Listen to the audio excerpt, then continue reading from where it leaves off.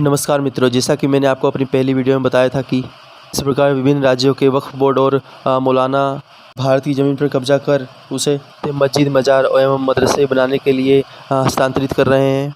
हाल ही घटना तमिलनाडु की है, जहां पर हिंदुओं की ज़मीन कब्जा ली गई। डीएनए में आज सबसे पहले हम तमिलनाडु वक्फ बोर्ड की भूमाफिया नीति का खुलासा करेंगे। इससे पहले हम आपसे एक सवाल पूछना चाहते हैं।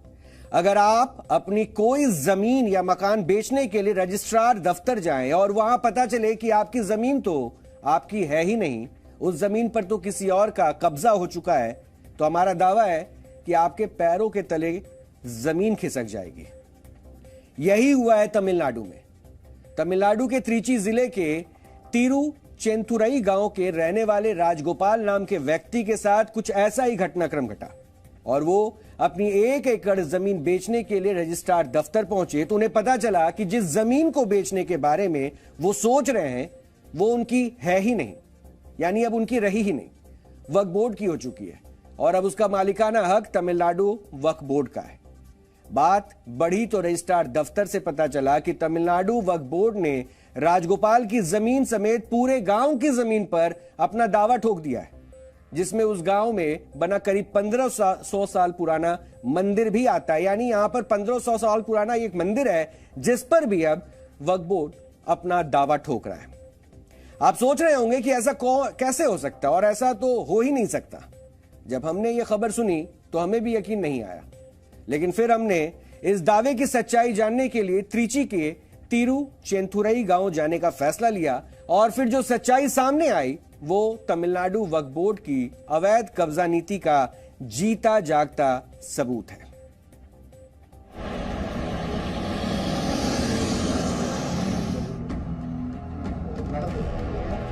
पैंसठ वसंत देख चुके राजगोपाल को जब त्रिची के लैंड रजिस्ट्रार ने अपनी जमीन बेचने के लिए चेन्नई जाकर तमिलनाडु वक्फ बोर्ड से नो ऑब्जेक्शन सर्टिफिकेट लाने के लिए कहा तो उन्हें अपने कानों पर यकीन नहीं हुआ और जब राजगोपाल के हाथ में नोटिस आया तो उनकी आंखों के सामने अंधेरा छा गया। கல்யாணத்துக்காக அந்த வயலை வைக்க போனேன். கல்யாணம் முடிஞ்சு கடை வாங்கி ஒரு நண்பர்கிட்ட பணம் வாங்கியிருந்தேன். அது விற்க போகும்போது கடன் கொடுக்கறதுக்காக தான் அந்த வயலை விற்றேன். ஏற்கனவே வயல் உடைஞ்சு போச்சு. அது உடைஞ்சதுனால சரி 2.5 கனி உடைஞ்சு போச்சு. அதுக்கப்புறம் வயலை விற்றனாச்சும் கடன் கொடுக்கலான்னு போனேன். அந்த கடன் கொடுக்க போகும்போது பத்திரப்பதிவாளர்கிட்ட போகும்போது பத்திரம் பண்ண முடியாது, நீ போய் சென்னையில் போய் இன்வாய்ஸ் வாங்கிட்டு வாங்குறாங்க, அதனால் அதை அப்படியே நின்று போயிட்டு நான் மனம் உடைஞ்சு வீட்டுக்கு வந்துட்டேன். எனக்கு உடம்பு நல்லா சரியில்லாமல் உடனே நெஞ்சு வலியில் எனக்கு ஆஸ்பத்திரியில் போய் ஒரு வாரமாக ட்ரீட்மெண்ட் பண்ணிக்கிட்டு இருந்தேன். அதுக்கப்புறம் இப்போ எல்லாம் தலையெடுத்து எல்லா பேருமே தலைவர்லேருந்து முதலமைச்சர் இவருக்கெல்லாம் நான் கோரிக்கை வச்சேன், மந்திரிக்கெல்லாம். இப்போ நேற்று கலெக்டர் ஐயா பத்திரம் பண்ணலாம், அவரை போய் பண்ண சொல்லு அப்படின்னு உத்தரவு போட்டு இப்போ எனக்கு உடனே போன மேலே போன எனக்கு உடனே சரியில்லாமல் இப்போ படுத்திருக்கேன் ஐயா. இவ்வளோதான் என்கிட்ட முடிஞ்ச விஷயம்। राजगोपाल की जमीन ही नहीं, तिरुचेंथुरई गांव के सारे खेत खलिहान, गांव की जमीनें, मकान, सब पर तमिलनाडु वक्फ बोर्ड ने कब्जा कर लिया है।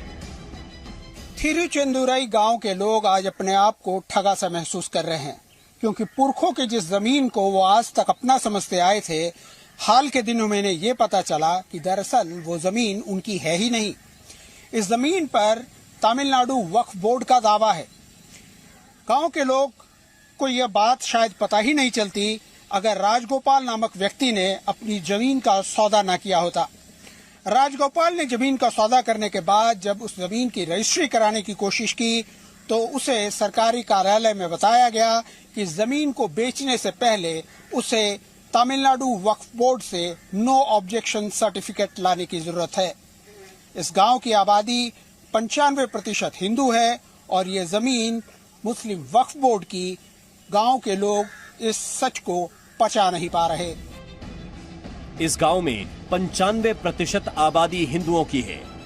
वर्ष 1985 में 22 मुस्लिम परिवार जरूर यहां आकर बसे हैं, लेकिन पूरा गांव हिंदू बाहुल्य है। करीब 15,000 की आबादी वाले इस गांव के आसपास करीब 369 एकड़ की संपत्ति है।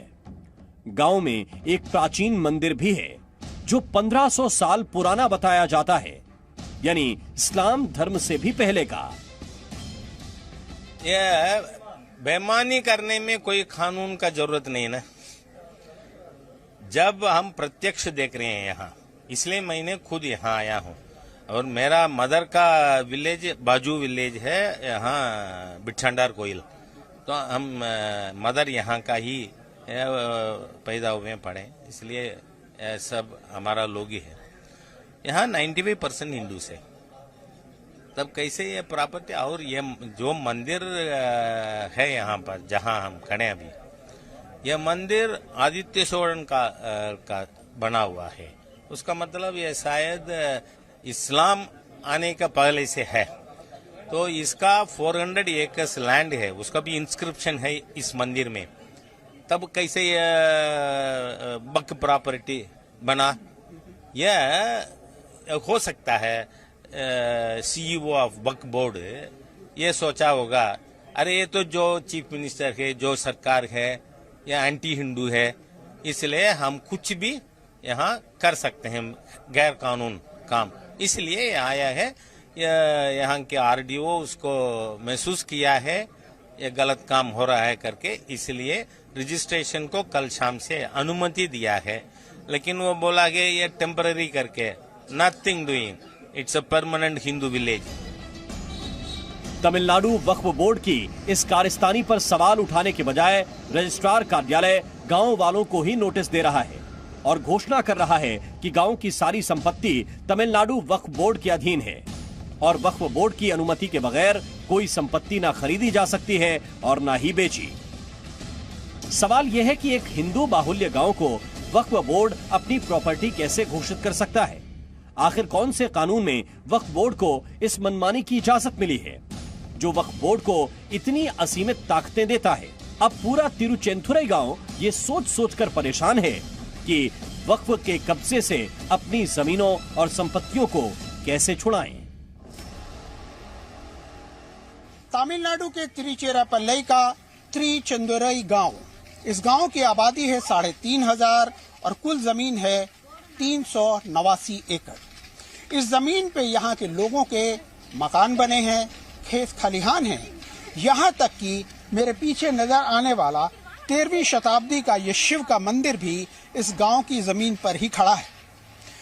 गांव वाले इन जमीनों पर पुश्त दर पुश्तों से रहते चले आ रहे हैं, पर आश्चर्य ये है कि आज की तारीख में यदि वो इस जमीन को बेचना या खरीदना चाहें तो ऐसा करने से पहले उन्हें तमिलनाडु वक्फ बोर्ड से नो ऑब्जेक्शन सर्टिफिकेट लेना पड़ेगा, क्योंकि तमिलनाडु वक्फ बोर्ड का ये दावा है कि ये पूरा गांव वक्फ बोर्ड की संपत्ति है। इस वास्तविकता के सामने आने के बाद गांव वालों में रोष है और वो न्याय की मांग कर रहे हैं। सरकारी स्तर पर इस मामले को निपटाने की कोशिशें की जा रही हैं, पर अगर मामला नहीं निपटा तो ये कानूनी अदालत तक भी जा सकता है। कैमरामैन तारक रामू के साथ जयपाल शर्मा, तिरुचिरापल्ली, तमिलनाडु। ये सिर्फ एक गांव का मामला नहीं है जिस पर तमिलनाडु वक्फ बोर्ड ने अपना मालिकाना हक घोषित कर दिया है, बल्कि अकेले त्रिची जिले में कम से कम 6 ऐसे गांव हैं जिन्हें वक्फ बोर्ड ने अपनी संपत्ति घोषित किया हुआ है। ये कागजात मेरे साथ है, ये डॉक्यूमेंट है, ये सबूत है। ये तमिलनाडु वक्फ बोर्ड का वो दस्तावेज है जिसमें त्रिची जिले में वक्फ बोर्ड की सारी संपत्तियों के डिटेल्स है और जिसका ब्यौरा त्रिची के रजिस्ट्रार दफ्तर को भी भेजा गया है। और इस दस्तावेज पर 18 अगस्त 2022 की तारीख पड़ी हुई है और ये 20 पन्नों का दस्तावेज है जिसमें बोल्ड अक्षरों में लिखा हुआ है, एनी सेल, एक्सचेंज, मॉर्गेज और transfer of the work properties shall be A void ab initio under section 51, 1A and 104A of Work Act 1995। यानी सीधे सीधे किसी भी तरह के खरीद फरोख्त, लेन देन यानी मॉर्गेज रखना भी साफ साफ मना है। और यह है 1995 एक्ट का हवाला देते हुए वक्फ बोर्ड का दावा। और स्क्रीन पर भी हम उस डॉक्यूमेंट को आपको दिखा रहे हैं। इसके बाद आप इस डॉक्यूमेंट में इस दावे को तो आप देख ही रहे हैं जो साफ साफ वक्फ बोर्ड कह रहा है। और ऐसा ही कुछ हुआ कि आप सोचिए कि 1000 साल से पुराने मंदिर पर भी अब वक्फ बोर्ड ने दावा ठोक दिया है। इसके अलावा इनके जो पन्ने अगर पलट के दिखाएं तो इसमें इतने नाम है कि मैं आपको पढ़कर अभी बता भी नहीं सकता। और इन तमाम जिलों में, सिर्फ एक जिले के हैं, और इन तमाम जमीनों पर वक्फ बोर्ड ने दावा ठोक दिया है। और सबसे खास बात, ये हिंदू बाहुल गांव है और यहां पर वक्फ बोर्ड उन जमीनों पर दावा ठोक रहा है। लेकिन त्रिची के एक हिंदू बाहुल गांव पर वक्फ बोर्ड ने अपना मालिकाना हक जताकर अब कई सवाल भी पैदा कर दिए हैं, जिन्हें समझने के लिए आपको पहले यह समझना होगा कि आखिर वक्फ होता क्या है और वक्फ बोर्ड कैसे काम करता है। वक्फ अरबी भाषा का शब्द है जिसका मतलब होता है वो संपत्ति जो अल्लाह के नाम पर दान दी गई हो। वक्फ पैसा या संपत्ति का हो सकता है जिसका इस्तेमाल गरीबों की भलाई के लिए हो सके। इसके अलावा अगर किसी संपत्ति को लंबे समय तक इस्लाम धर्म के काम में इस्तेमाल किया जा रहा हो तो उसे भी वक्फ माना जा सकता है। और अगर कोई एक बार किसी संपत्ति को वक्फ कर देता है तो उसे फिर वापस नहीं लिया जा सकता है।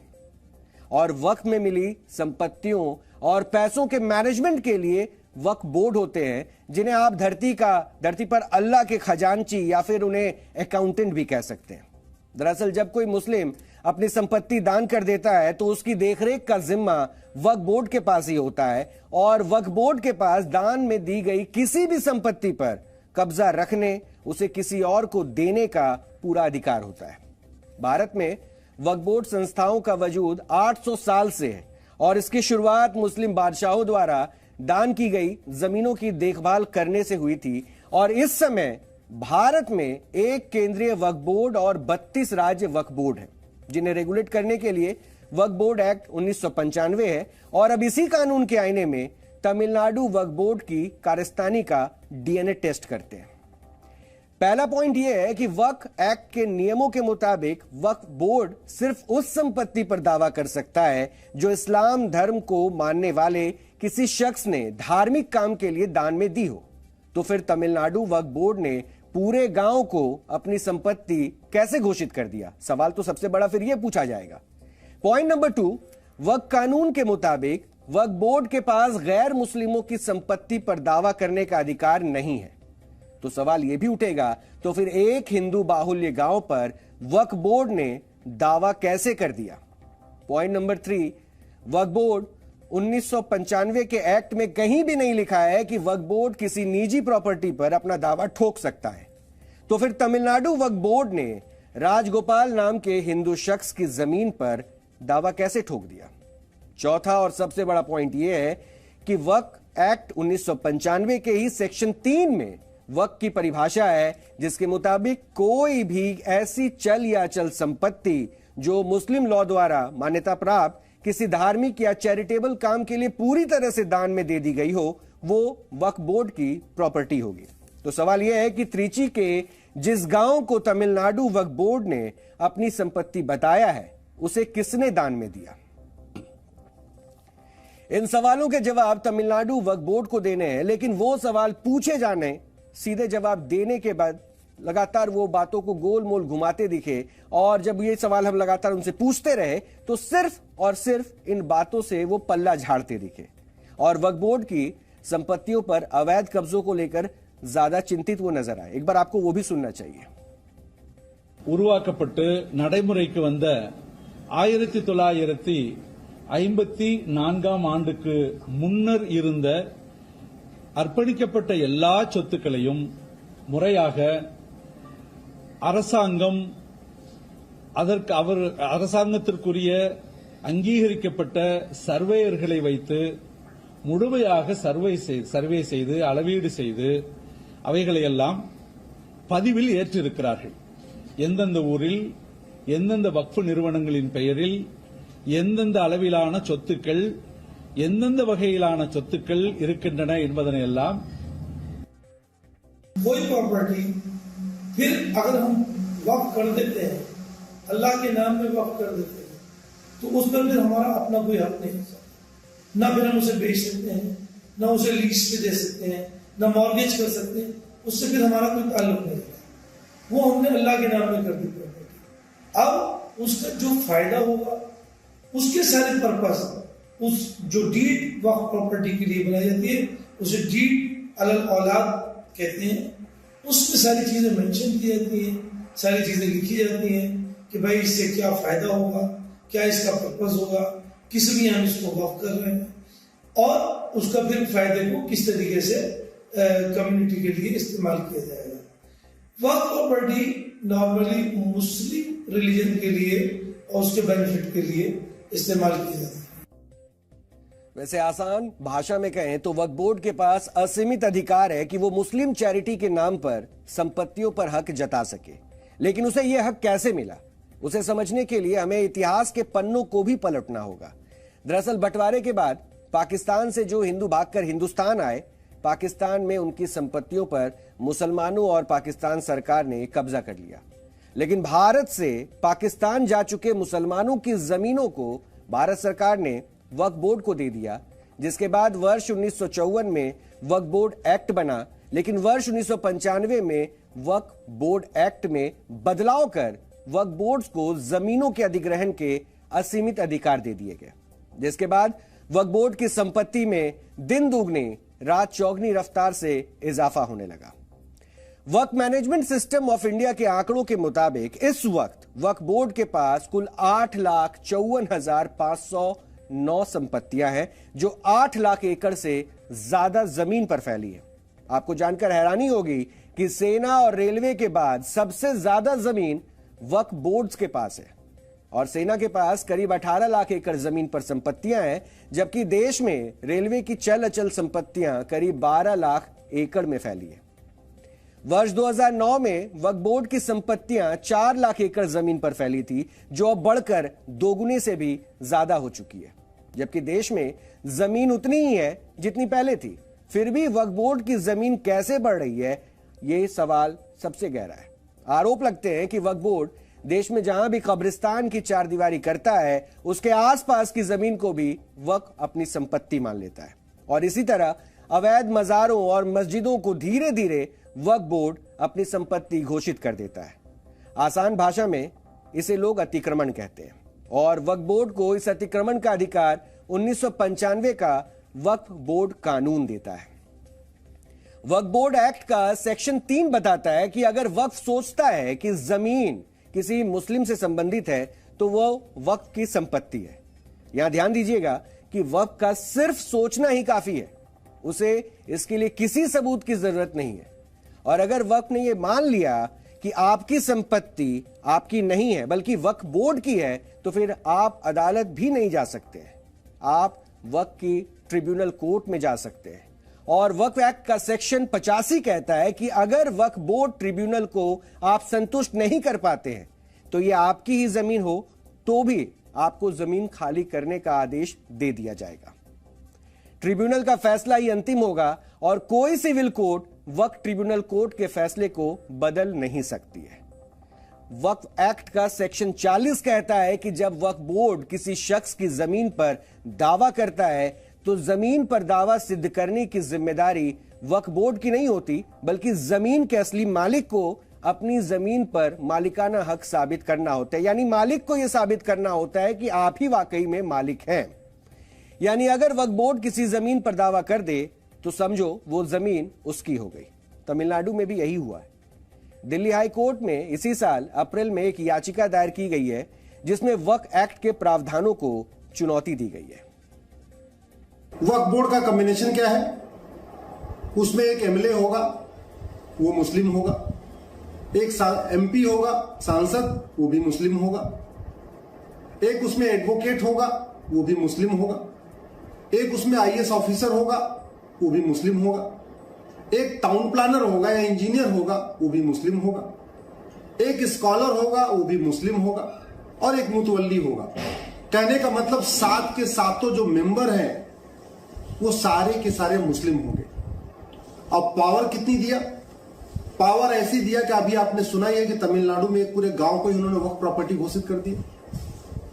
ये वक्फ बोर्ड जो बना है, इसके पास इतनी पावर है कि आपके घर के पास आए और ये कह दे ये वक्फ प्रॉपर्टी है, तो आपको सिद्ध करना पड़ेगा कि आपकी प्रॉपर्टी है। वक्फ बोर्ड को कुछ नहीं सिद्ध करना, बस उसको उंगली रखना है कि भाई ये हमारी वक्फ प्रॉपर्टी है। ऐसी पावर दे रखा है। किसी मंदिर के ऊपर जाके अगर वक्फ बोर्ड कह दे ये वक्फ प्रॉपर्टी है, तो वक्फ बोर्ड को कुछ भी प्रूव नहीं करना, मंदिर के पुजारी को प्रूव करना है कि ये मंदिर किसने बनवाया, ये मंदिर की जमीन किसने दिया, इस मंदिर का पुजारी कौन है, उसका डॉक्यूमेंट कहां है, रजिस्ट्री कब हुई, सब कुछ मंदिर के पुजारी को करना पड़ेगा। अगर किसी गुरुद्वारे पे जाके वक्फ बोर्ड कह दे कि ये गुरुद्वारा वक्फ बोर्ड का है, तो वक्फ बोर्ड को कोई कुछ भी नहीं प्रूव करना है, प्रूव करना है गुरुद्वारे को।